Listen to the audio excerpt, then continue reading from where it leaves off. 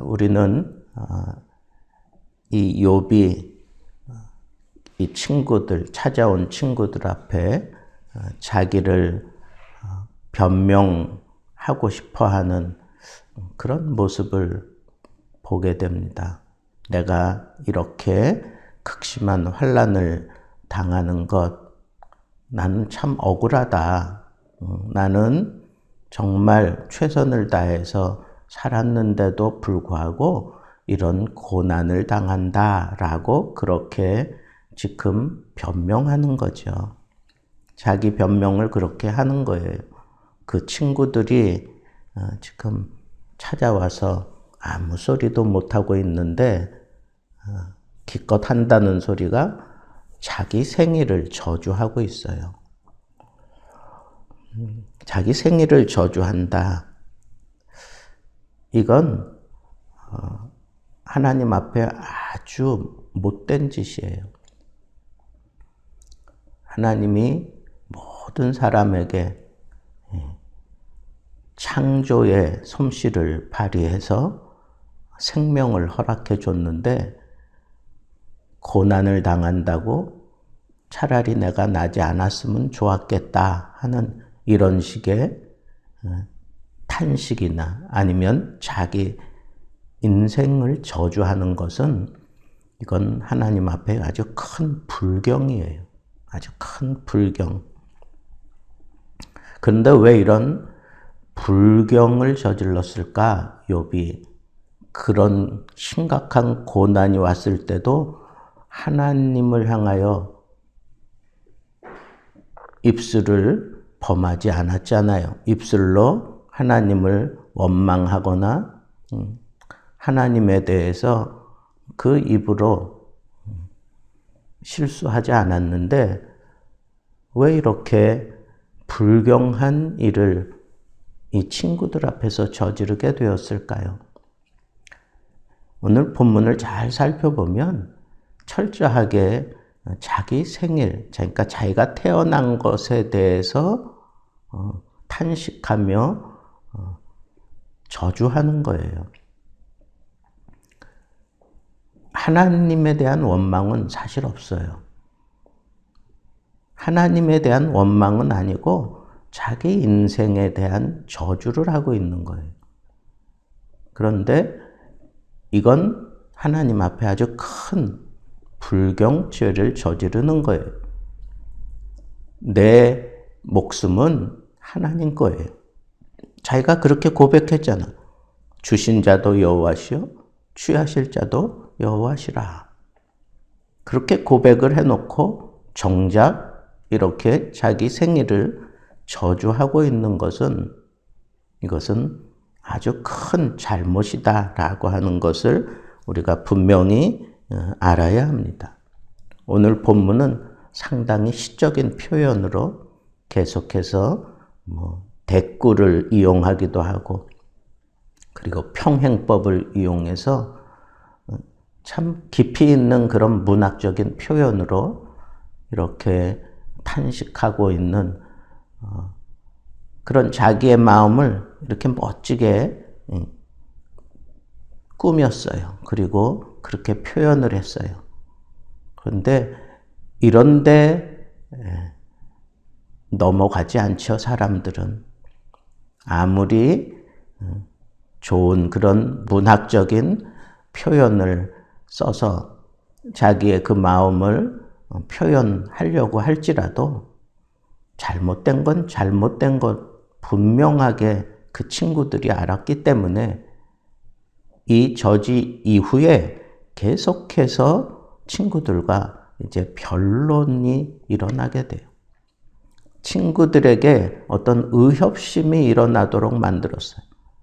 그래서 집중적으로 욥을 공격하는 그런 내용을 보면 인과응보에 대해서 분명하게 딱 마음을 정하고 친구들이 계속 욥을 공격해요. 네가 하나님 앞에 잘못한 것이 없으면 어떻게 이런 벌을 받을 수 있느냐.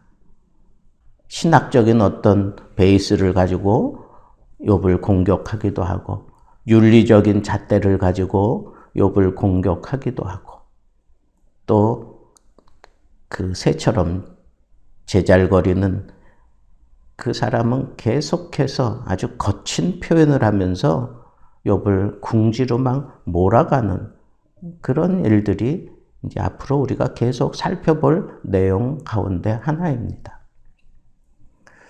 자, 이런 걸 보면 이렇게 저주한다고 하는 것, 그것이 자기를 변명하고 싶어서 아주 문학적인 좋은 그런 스킬을 뽑아가지고 멋지게 포장해서 얘기한다고 할지라도 저주는 오늘 표현에도 나오지만 리워야단, 이거는 악어예요. 악어, 용, 뱀 뭐 이런 단어로 표현되는데 이건 한마디로 얘기하면 영적으로 보면 이건 사탄이에요.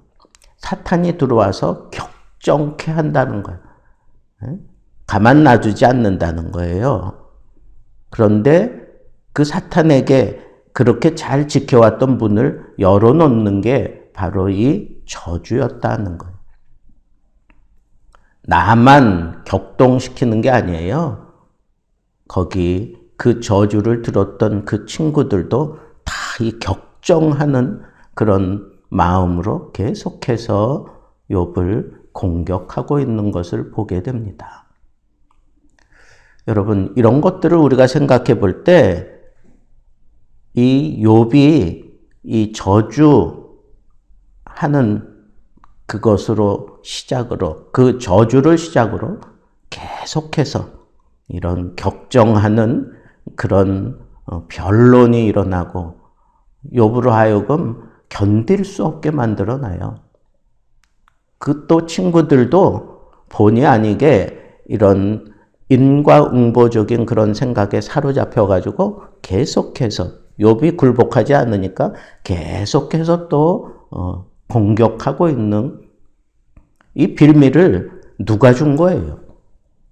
욥이 자기 생애를 저주함으로 인해서 사탄이 그 가운데 파고 들어와서 이렇게 격정의 변론을 하게 만들어 놓았던 거예요. 잘못된 거예요. 자기 생일을 저주한다는 것, 이건 하나님의 창조 솜씨를 이건 부인하는 결과를 가져오기 때문에 잘못된 거예요. 그런데 왜 이렇게 저주하게 될까요? 그건 믿음이 떨어졌기 때문에 그래요. 믿음이 약해졌기 때문에 그래요. 그런데 어떤 때 우리가 이런 저주하는 모습을 볼까요? 첫째는 자기를 이렇게 변호하고 싶어하는 욥처럼 자기를 먼저 생각하면 이 저주가 찾아오기 쉬워요. 두 번째는 베드로의 경우를 보세요. 계속해서 조여오잖아요. 너도 그 당이라, 너도 갈릴리 사람이 아니냐, 너도 예수의 제자가 틀림없다. 막 이렇게 고발하니까 견디지 못하고 맹세하여 저주하잖아요. 맹세하여 저주해버린다고, 예수님을. 여러분, 이거는 솔직하지 못하면 정말 하나님의 그 말씀에 그 섭리에 솔직해야 돼요. 하나님 앞에 언제나 솔직해야 돼요. 솔직하지 못하면 계속해서 우리를 심각한 상황으로 그렇게 몰아가다가 결국은 예수님을 저주해버리는 그런 베드로의 모습, 우리들에게도 그대로 오버랩 될 수밖에 없다고 하는 사실을 우리는 놓치지 말아야 돼요. 예수님께서 분명히 오늘 밤 네가 닭 울기 전에 나를 3번 부인하겠다라고 하신 이 말씀을 분명히 들었음에도 불구하고 그는 계속해서 첫 번째 부인하고 두 번째 부인하면서 이 말씀을 떠올리고 그 자리를 피하거나 그랬어야 되는데 끝까지 고집하고 끝까지 그 자리를 지키려고 하는, 그러면서도 주님 앞에서 솔직하지 못했기 때문에 결국은 주님을 부인할 수밖에 없는 그러한 자리에 빠지게 되었다라고 하는 이 사실을 우리는 생각해 볼 때 믿음이 떨어지면 이런 상황에 우리가 쉽게 걸려들 수밖에 없다고 하는 사실을 우리는 알 수 있습니다. 자, 오늘 말씀은 아주 단순합니다. 그런데 우리가 이런 저주하는 혹은 탄식하는 그런 상황에 이르렀을 때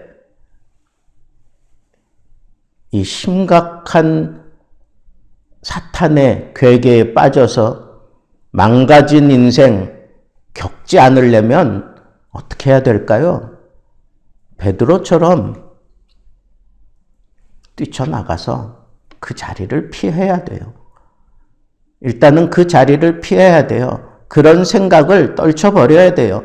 이거 내가 만약 태어나지 않았다면, 아니면 이런 원망과 불평과 그리고 막 저주하고 싶은 그런 상황이 나에게 막 생기고 그런 마음이 막 들 때 그때 의도적으로 그걸 떨쳐내야 돼요. 그 생각을 떨쳐내야 되고 그 상황에서 벗어나야 돼요. 그러지 않고는 거기 뭉개고 있으면 결국은 저주 튀어나올 수밖에 없어요.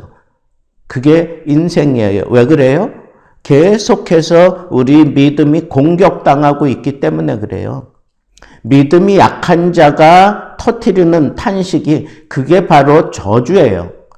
그러니까 그런 심각한 그런 위기가 나에게 막 파고들 때 내 믿음을 지키기 위해서 나는 껐떡없어, 나는 얼마든지 견딜 수 있어, 오만하게 그렇게 그 자리 지키지 말고 우리는 그 자리를 피하는 게 상책이에요. 그런 생각을 빨리 꺾어버리는 게 그게 지혜로운 거예요. 거기 그냥 뭉개작거리고 있으면 결국은 베드로처럼 저주하는 자리에 이르게 돼요. 자기를 저주하던, 예수를 저주하던, 하나님을 저주하던 그런 상황에 빠질 수밖에 없도록 마귀가 역사한다는 거예요. 격동하는 그런 상황을 점점 심각하게 만들어 간다는 거예요. 그 다음에 어떻게 해야 돼요? 혹이라도 내가 저주하는 마음이나 생각을 품었고 입에 그 저주하는 소리를 탄식과 더불어서 뱉어냈다면 뛰쳐나가서 심한 통곡과 하나님 앞에 부르짖음으로 회개해야 돼요. 그냥 지나가지 마세요. 내가 믿음이 약해져서 본의 아니게 내 생애를 저주하고 내 인생을 저주하고 남의 인생을 저주하고 심지어는 하나님을 저주하는 그런 불경한 그런 호흡을 했다면 뛰쳐나가서 하나님 앞에 통회하고 자복하며 회개해야 돼요. 회개하지 않으면 더 극심한 그런 격정의 시간들을 그가 온전히 한 몸으로 그냥 받아내야 되는 게 이게 심각한 저주의 위험이에요. 우리가 살아가는 이 인생은, 성경은 복된 인생을 사느냐 아니면 저주받는 인생을 사느냐, 이 둘 중에 하나를 선택하라고 그렇게 막 몰아가는 게 그게 구약의 생각이에요. 그래서 그리심산과 에발산 양쪽으로 서서 말씀을 가지고 하나님의 말씀을 따르면 복을 받지만 하나님의 말씀을 따르지 않으면 저주를 받는 것, 그것이 이 세상을 살아가는 이치라는 거예요. 그러니까 우리가 이런 저주에서 벗어나기 위해서는 하나님의 말씀을 붙들고 하나님 말씀대로 살아가는 그 길밖에 없어요. 하나님 말씀 붙들고 하나님 말씀대로 사는 것, 그걸 우리는 믿음이라고 그렇게 표현을 해요.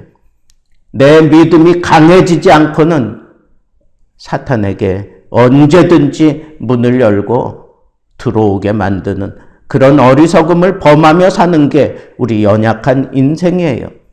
우리의 믿음을 강하게 하지 않으면, 하루하루 내 믿음을 강하게 만들어가지 않으면 언제 어디서 사탄이 그 문을 열고 들어와서 우리를 심각하게 내동댕이 치는 그런 자리로 몰고 갈지 모르는 게, 그게 오늘날 우리가 이 세상 살아가면서 이 험난한 그 위험 가운데서 믿음의 싸움을 싸워야 되는 이유인 것입니다. 저는 오늘 말씀을 통해서 여러분들에게 이 저주의 위험성에 대해서 경고를 했습니다. 이 저주는 한마디로 얘기해서 우리의 문을 여는 거예요. 사탄이 들어오라고. 사탄이 들어와서 우리를 격정시켜요. 내 마음을 격동케 해요. 내 삶을 격동케 합니다. 어떤 때는 병으로, 어떤 때는 심각한 사업의 위기로, 어떤 때는 까닭 모를 그런 분노에 사로잡히게 만들고, 어떤 때는 심각한 그런 고발을 당하게 되는 그런 상황으로 막 몰고 가는 겁니다. 여러분, 저주하는 자는 격동의 세월을 보내게 되는 거예요. 저주해서 문을 열면 그 사람이 예수 믿는 사람이든 아니든 상관없어요. 무조건 들어와서 격동케 하는 게 이 마귀의 습성입니다. 우리는 어떻게 살아야 될까요? 믿음을 굳게 하고 살아야 돼요. 저주하고 싶은 마음, 생각, 그런 상황이 얼마든지 우리 가운데 일어날 수 있어요. 그럴 때 어떻게 해야 돼요? 하나님 앞에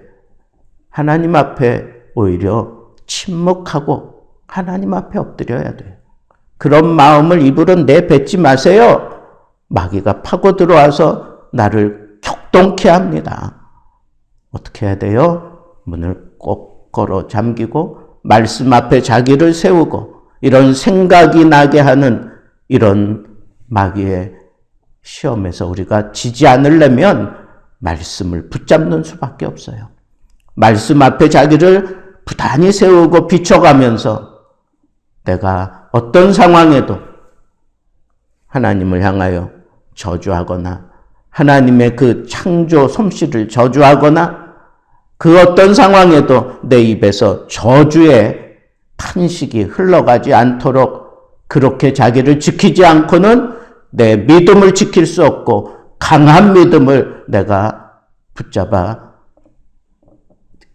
진행해 갈 수 없다고 하는 이 믿음을 가지고 언제나 하나님 말씀 붙들고 신앙이 이긴다고 하는 이 사실을 분명히 붙잡고, 혹이라도 내 삶 속에서 내 마음에서 이렇게 격동케 하는 이런 상황들이 스물스물 일어나게 될 때에 여러분 꽉 문을 닫으세요. 그리고 하나님 말씀 붙들세요. 혹이라도 그런 생각이 있었다면 욥처럼 혹이라도 잘못을 저질렀을까 봐 그 자식들 불러다 놓고 번제를 드리며 하나님 앞에 자기를 고백하게 만들었던 것처럼 하나님 앞에 자기를 회개하고 늘 자기를 돌아보면서 믿음 붙들고 말씀대로 살아가면서 이 마귀가 격동케 하는 이런 심각한 파동에 떨지 않는 든든하고 멋진 믿음의 사람들, 저주하지 않고 오히려 칭찬하는 그런 입을 가진 사람들 되기를 우리 주님의 이름으로 축복합니다.